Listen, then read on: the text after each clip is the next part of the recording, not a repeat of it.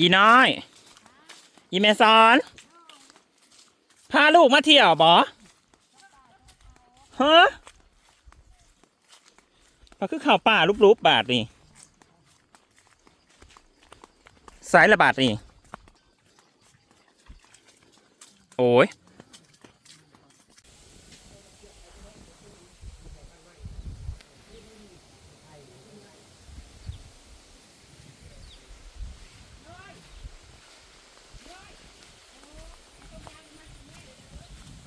สวัสดีคุณผู้ฟังที่เคารพรักสบายดีพี่น้อง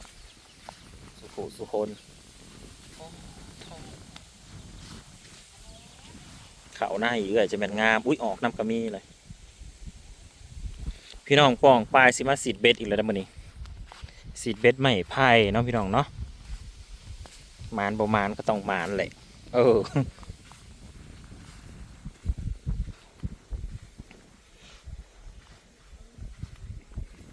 เข้ามาล่าสุดตั้งแต่มื้อใดเนาะลืมเลยได้นี่ตั้งแต่ป้าขอนปุ๊บแม่นบอก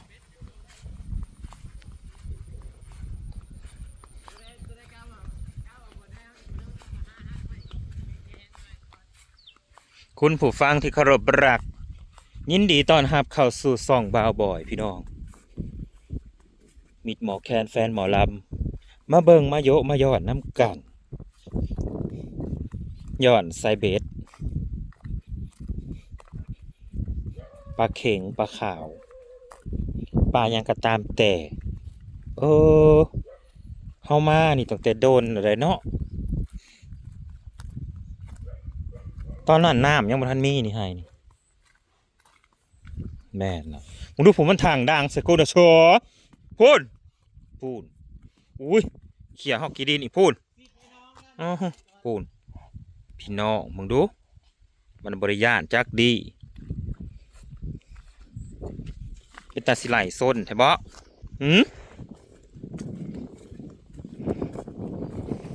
ปะไปเบิ่งทำการพี่น้อง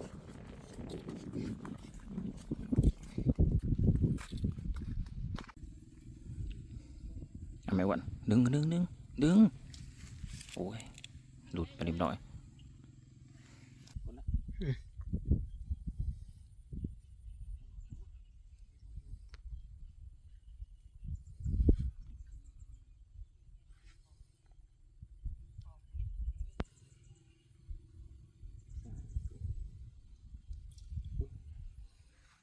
ปลาคิงน้อยน้องป้องปลาหน่อยก็ใหญ่ก็เปิดมีน้องน้องจักยังพูดมาล่อกินอันนี้กูสินายก้อนมาสิจุพี่น่ะ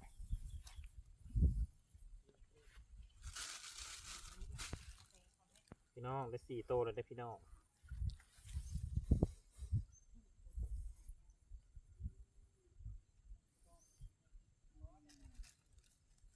พวกมึงจะมาถ่ายไก่กัน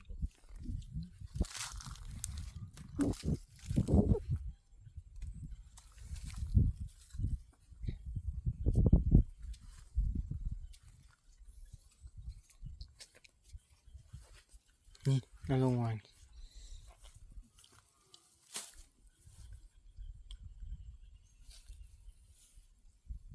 ปลาเข็ง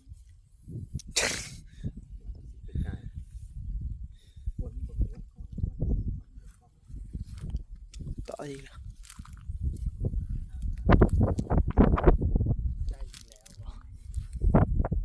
ปลาในหน้านะมันจะเป็นสีขาวพี่น้องเลยอยู่ในน้องดำคือ มันเป็นตัวน้องพี่ได้ก้อนนี่มาลงวางในกระดาษทางหน้าห้อยก้อนมันคือผู้ตอด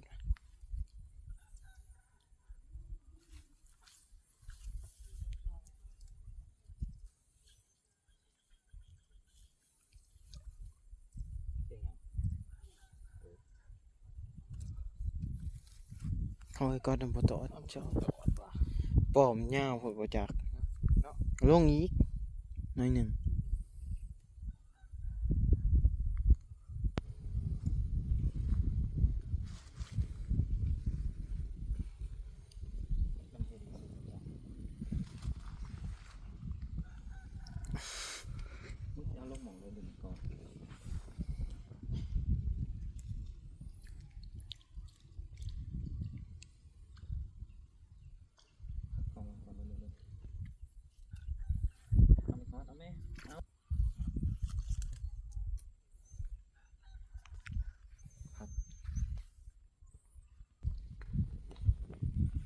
มันสั่นกับมันตอด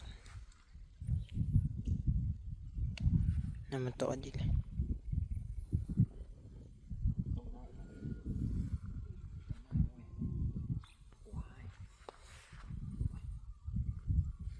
เสียงป่ากันเมื่อกี้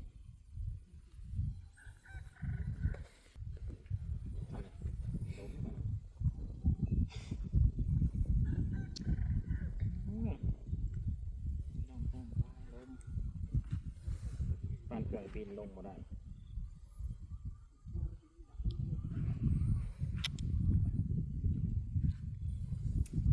ตอดอีกแล้ว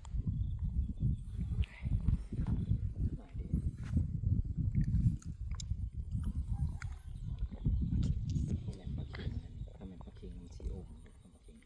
หนักใช้ปลาขาวสมนักไปอยู่ไหน กดแล้ว นี่พี่น้อง ปลาเค็งน้อยไม่อยู่ไหวนะบ่ โอ้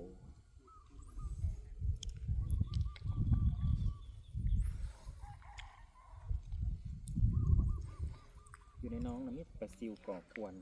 จะบอกว่าเสียบไข่ไม่ได้ ตอดอีกแล้ว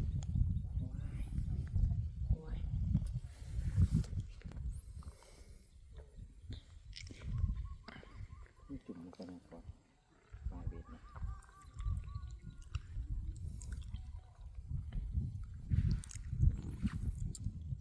ปลาลายขนาดนี้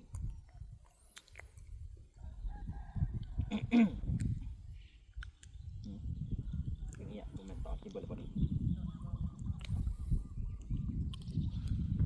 ถ้ามันหน่อยมันก็บอกกินไหน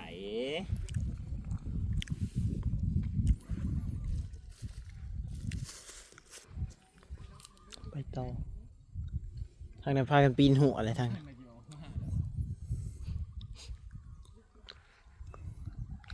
ปลาลายอะไรเนาะแต่อยู่ในนี้บ่มีปลาซิว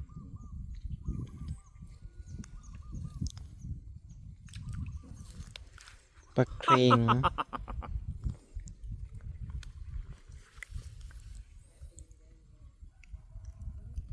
มีแต่ปลาเค็งหน่อย ครับแต่ก่อนลูกอุ้ยมันกินไปลาย มีซ้อนได้อยู่บ่มีซ้อน โอเคนี่เลยก็ได้จอมโตปลา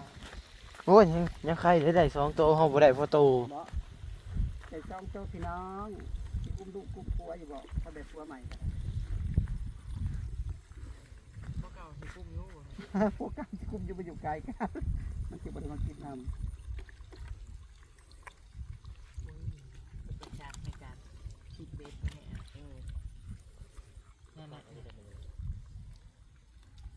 คันเบ็ดมันหนักน่ะล่มซ้ำได้ซ้ำหนึ่งอันนี้ มันเผ็ดน้อย เบ็ดมันเบาใส่กัวน้ มันมีสติว่า ำใส่กัวน้ำมันจังหนักเบ็ดเฮาน่ะสมอยเลยก่อนดิ นี่เงี้ยนะคันนี้เลย เอาอมลงไปในหัว โบจุ่มแน่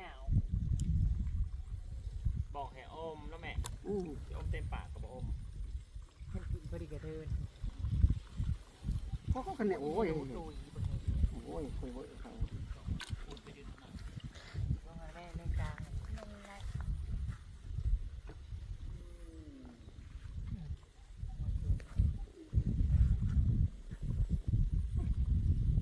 ไอ้ซ้อนหยุกนู่นน่ะเบ็ดน่ะไอ้ซ้อน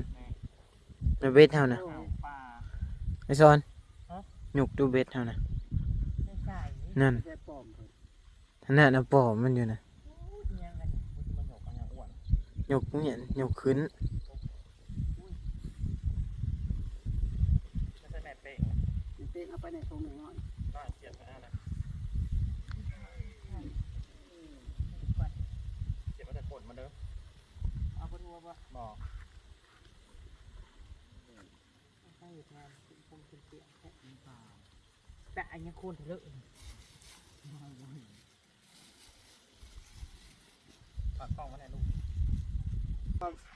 เจ้าบ่ได้มีผัวมีไอ้ซ้อนเจ้าบ่ได้น่าสงสารขนาดนั้น มันโบอยู่ที่กลาง ยาดาตัวสูตรพอตายยังที่จมพวกที่เขาเยอะ โอ้ย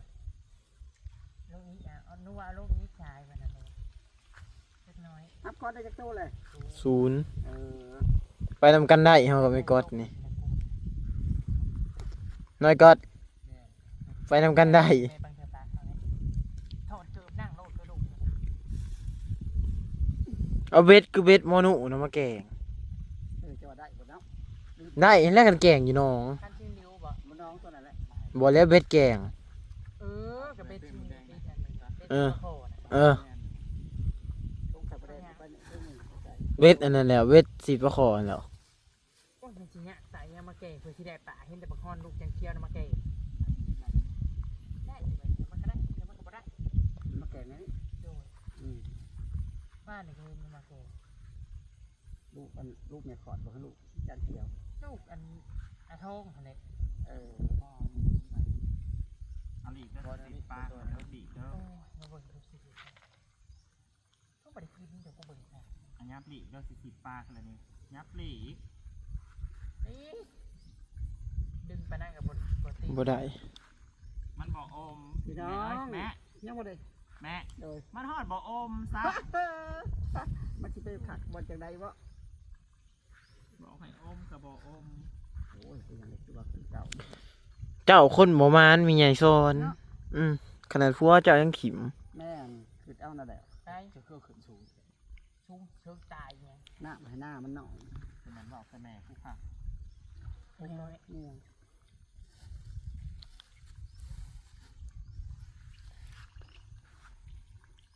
ยังไม่ต่อเลยนะเมซอน คือพวกถิ่นคนอยากซีบบ่ได้อึดได้อยาก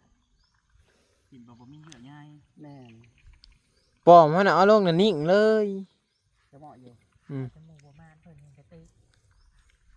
เนาะอีเน่ก็ประมาณเขายังได้เขาช่องทำตุ ปอมมันเบา โอ้ยโทษปลอมพิว เบ็ดหมูมาน น้อยกดเบ็ดบ่มานดีๆหรอ คนจับเห็นประมาณ ได้กับบ่ได้ได้บ่ได้ โอ้ยปลอมมันหนักกว่าของเรา แค่นี้สิมามานพี่น้องเอ้ยปากจะเค็ก น่ะ ๆตัวน้องก็ถูกแล้วแม่โอ้ย ก็บ่บอกก็บ่คิดแล้ว ขอบคุณจ้าขอบคุณปลาตอนนั้นเอง เจ้าก็2คันไปเลยเจ้าก็มันต่อ2อันเจ้าก็ดึงขึ้นพร้อมกันเลย ก็อย่าห้องดอกคนเดียวไม่ถนอมแล้ว2มือได้ตอนนี้ อีน้อยมันคือโพแต่บอกกูยังบ่ได้อยู่นี่ฮะอีน้อย ห้องคุณอาระดึงวิจะหักทีปุ๊บลองเปลี่ยนเป็นอะไรดูเอายกปูดูบ่อยยังก็ได้มัน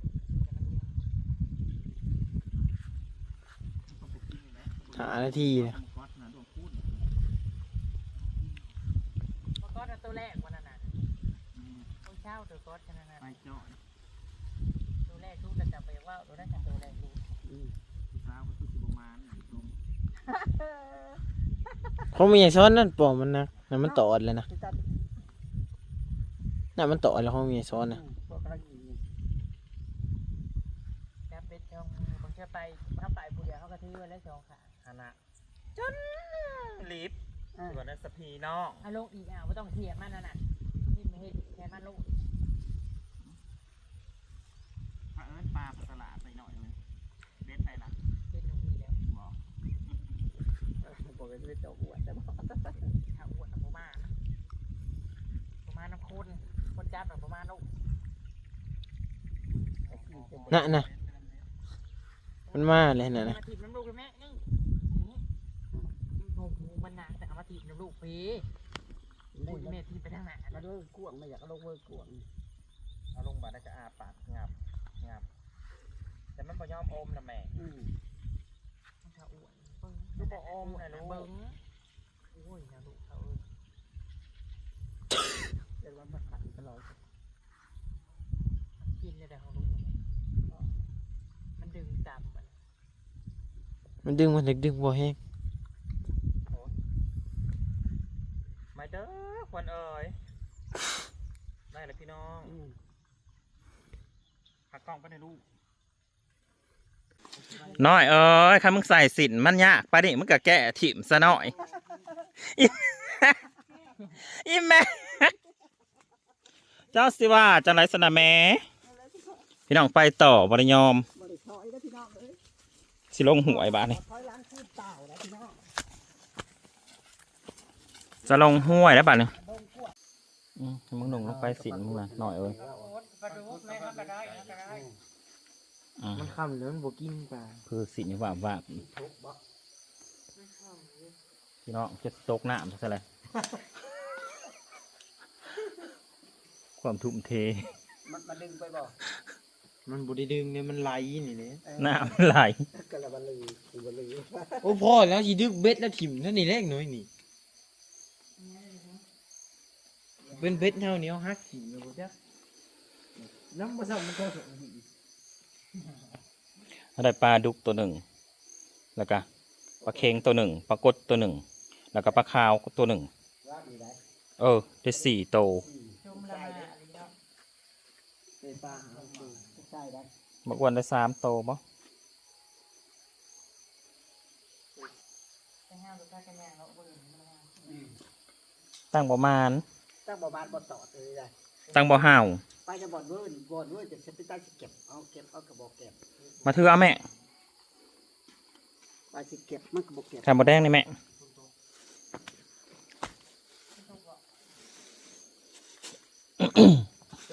นายใส่ให้พี่น้องไปเบิ่งไปชม ยุบเลยแม่ตัวนี้ ยุบเลย บอกเลยไว้ นี่ ยุบขึ้น จะว่าสิเอาในการหันละที่ใจ แล้วไปยิบปลามาให้ทานส้มมึงหน่อยแม่ ยกกระตากขึ้นมา น้อง จากคนนี่ หาคนค่ะ คอยได้ปลากดหนึ่งปลาดุกหนึ่งปลาขาวเด็ดตัวใหญ่นะของข่อย เออ แล้วก็ปลาเค็งตัวหนึ่งอยู่ในนี้ พี่น้องนี่แหละ ม่วนพี่น้องเอ้ย ม่วนถ้ามันเด็ดๆจะกินกบเก่ากบเนาะ อันนี้พันเฮดพี่น้องเพราะว่าได้เฮดเฉย เฮ็ดกับพังงามันใส่ สิเบ็ดหาคน เกือบ เกือบเมื่อบวกพอปี เลือบบ่ได้กิน โดยพี่น้องบดีครับ ได้ลบเหล่าเต่าเมือ ข้าวหม้อสิลบเหล่าเต้ากินมื้อละคนแต่ละคนเต้าเมื่อเที่ยงทอด ก็ได้ควรเอ่ย จอมทั้งฝากเรื่องเข้าเด้อ เมื่อคืนเมื่อซานเด้ ก็ เชฟ มาเด้อวันไทยอย่าข้างห้องทำหันตามหัวห้องน้องบึงเด้ออย่าสิทิ้งน้ำป่าดงคุ้งไทยตายเนี่ยตอน อันนี้นี่จับไปให้ก่อนนะ